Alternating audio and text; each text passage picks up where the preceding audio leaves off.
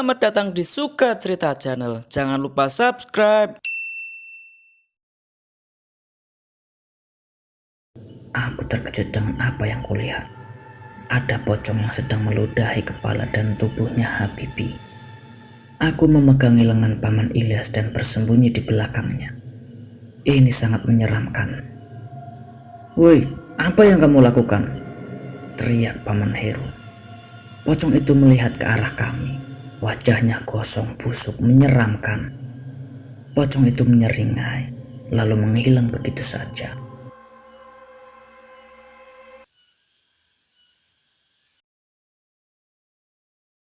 Walaupun kejadian ini sudah berlangsung 9 tahun yang lalu, namun kejadian yang begitu menyeramkan itu masih tersimpan di memori otakku.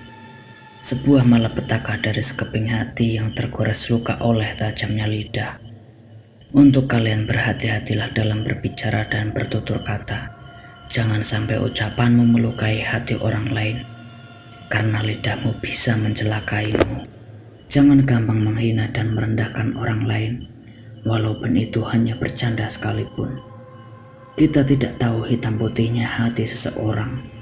Kau tahu, hati manusia itu mudah terluka hanya dengan ucapan. Kalau seseorang sudah terluka hatinya dan merasa terinjak-injak harga dirinya, dia akan berubah menjadi sangat jahat. Dia akan berusaha membalas rasa sakit hatinya. Entah itu dengan langsung memukulimu hingga kau cacat, bahkan hingga mati.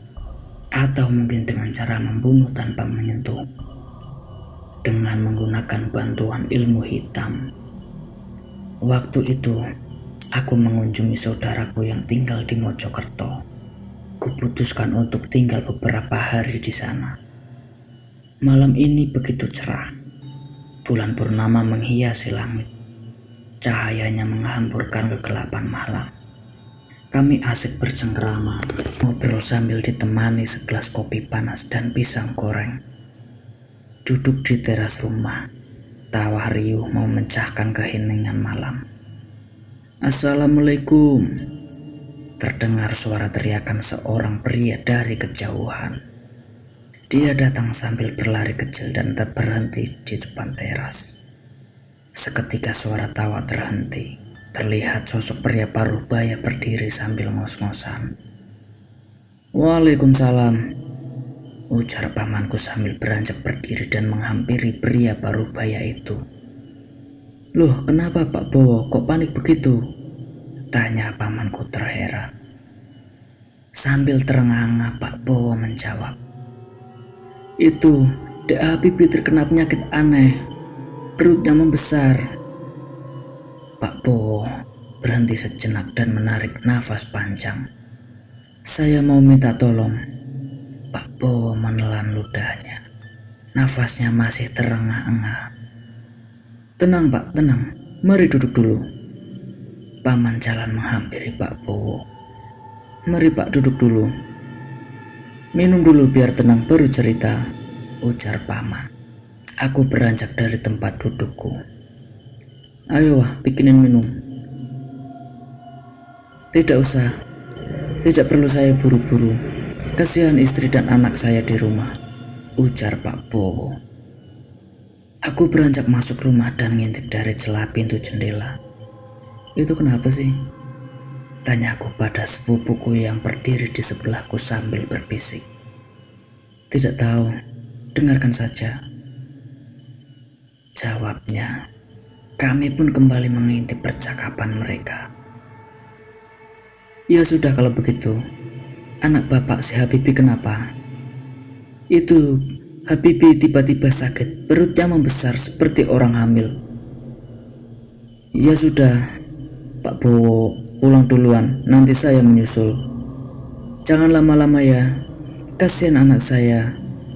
"Iya Pak, tenang, sebentar lagi saya ke sana dengan kakak saya," jawabnya sambil mengelus pundak Pak Bowo. "Ya sudah kalau begitu, saya permisi dulu."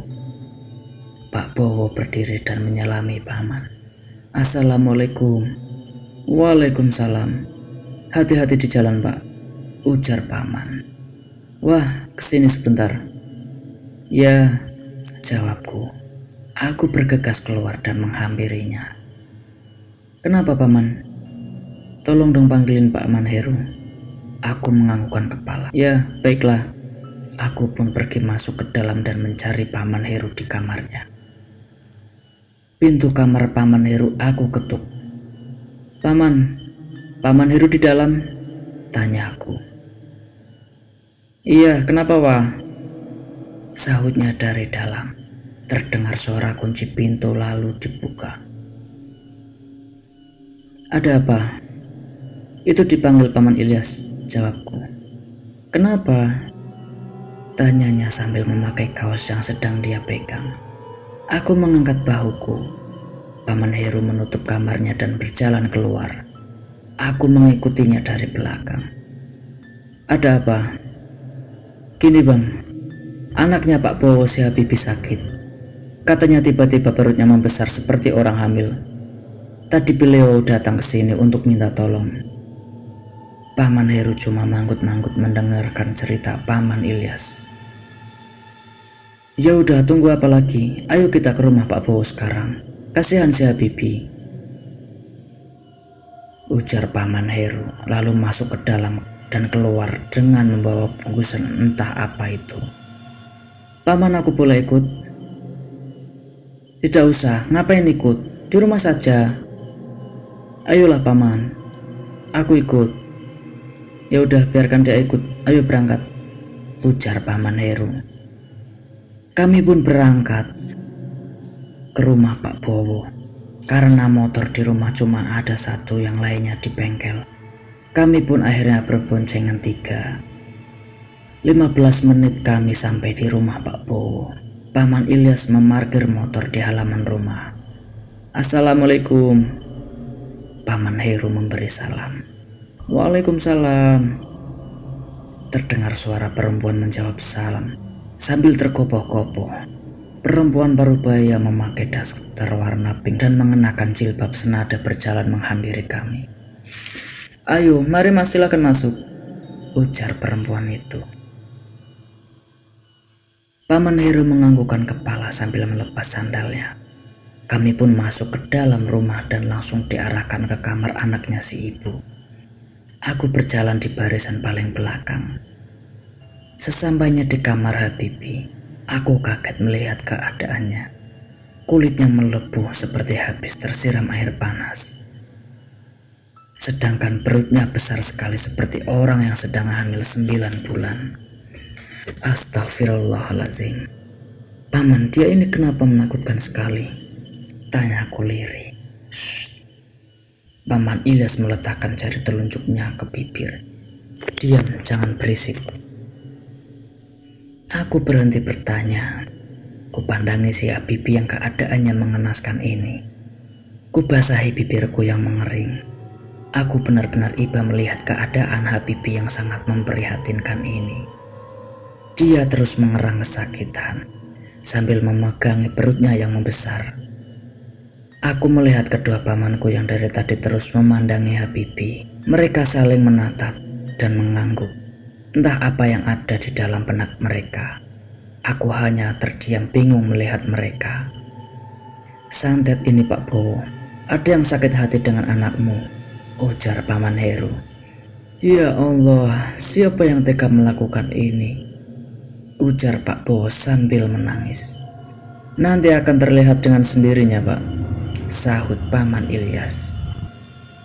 Kedua pamanku ini langsung mendekati Habibie, mungkin mau berusaha untuk mengobatinya.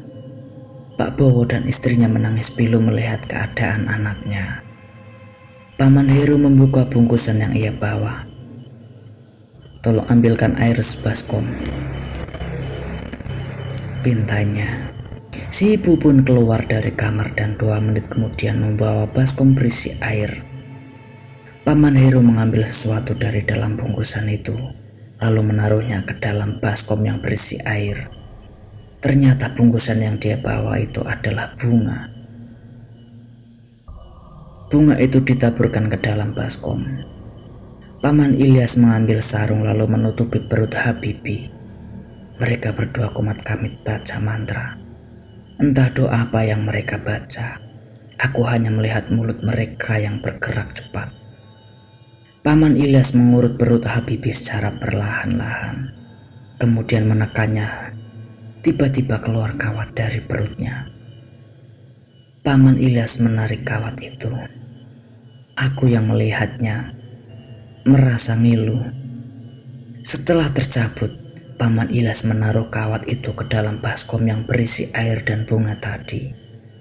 Kau tahu apa yang terjadi? Waktu kawat itu masuk ke dalam baskom dan terendam di dalam air, muncul cairan merah seperti darah. Cairan itu membuat air di baskom berubah menjadi merah. Aku tersentak kaget. Ini santet Banaspati, ujar Paman Ilyas. Apa itu, Paman? Santet Banaspati itu ilmu santet tingkat tinggi yang sangat mematikan. Biasanya bola api akan menyelimuti perantara santet tersebut untuk menyerang targetnya. Aku hanya manggut-manggut mendengarkan penjelasan dari Paman Ilyas. Paman Ilyas dan Paman Heru kembali mengurut perut Habibie secara perlahan-lahan. Mereka terus mengulangi gerakan itu. Tak lama kemudian, keluar berbagai macam barang seperti jarum dan paku berwarna keemasan dari perut Habibie. Paman Heru mengambil benda-benda itu dan memasukkannya ke dalam baskom. Warna menjadi merah. Seketika air yang berwarna merah itu. Astaga, aku ngeri dengan apa yang aku lihat. Paman Heru mengangkat baskom itu dan membawanya keluar. Aku yang penasaran mengikutinya. Jalan di belakang Paman Heru. Sesampainya di luar rumah, benda itu beserta airnya dibuang ke bara api bekas bakar sampah. Asap membumbung tinggi dan membentuk siluet pocong dan menghilang begitu saja. Melihat hal itu, aku langsung bergeser mendekati Paman Heru. Kenapa kamu? Aku hanya menggelengkan kepalaku sambil meringis dan melihatnya. Ayo masuk lagi. Aku menganggukkan kepala. Kami pun kembali masuk ke dalam kamar Habibie. Ketika kembali ke kamarnya Habibie, kulihat perut Habibie sudah mengempis, namun kulitnya masih terlihat seperti luka bakar yang cukup parah. Dek, ambilkan daun sirih sama daun salam. Rebus lalu tumbuk, perintah Paman Heru pada Paman Ilyas. Paman Ilyas mengangguk lalu pergi, melakukan apa yang disuruh Paman Heru padanya. Paman Ilyas memberikan tumpukan daun yang ia pegang ke Paman Heru. Paman Heru pun komat kamit membaca mantra dan melumuri kulit Habibie yang terluka dengan tumpukan daun tersebut. Setelah selesai, kami pun duduk santai di teras rumah Pak Bowo sambil menikmati kopi yang disuguhkan pada kami. Tak berselang lama, terdengar suara teriakan dari arah kamar Habibie.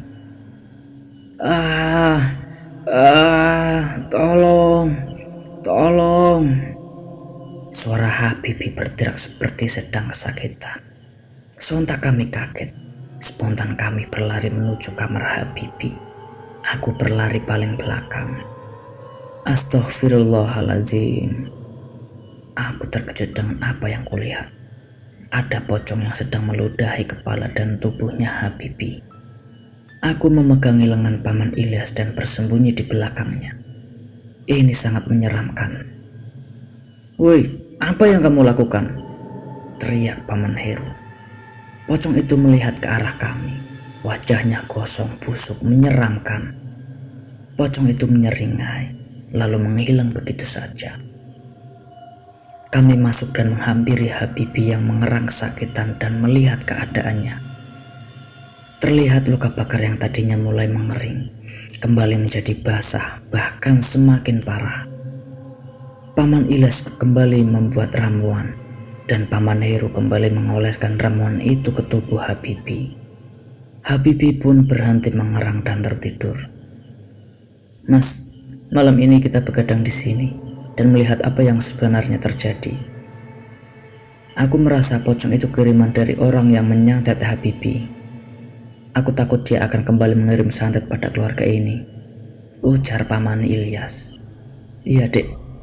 Aku juga merasa begitu. Kita harus selesaikan malam ini juga, jawab Paman Heru.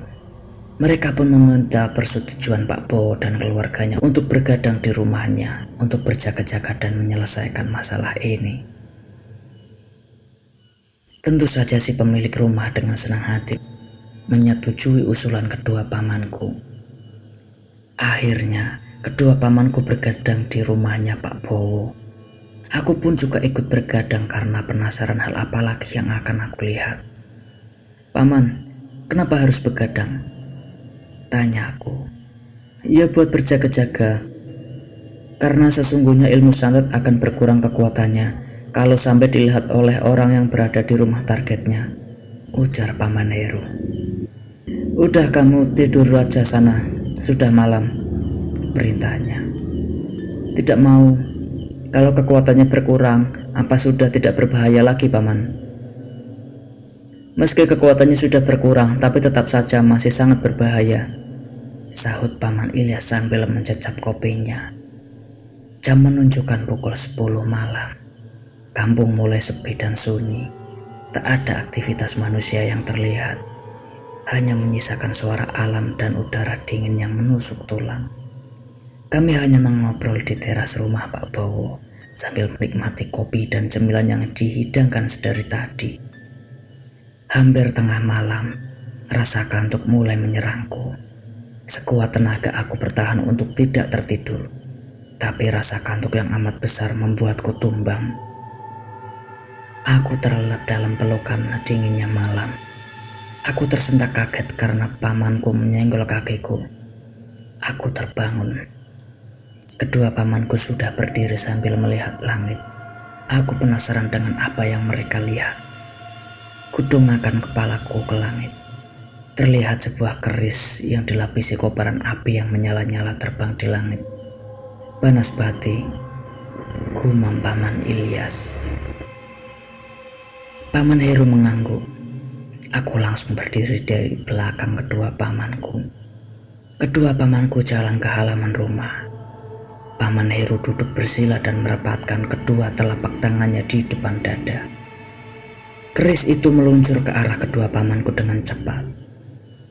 Tidak tahu apa yang dilakukan Paman Heru, tapi ketika keris itu menghampiri Paman Heru, tiba-tiba terdengar suara ledakan. Keris itu terjatuh dan menancap ke tanah dengan asap yang masih mengepul. Paman Ilyas menghampiri keris itu dan menyiramnya dengan sebotol air. Paman Ilyas mengambil keris itu dan memberikannya kepada Paman Heru.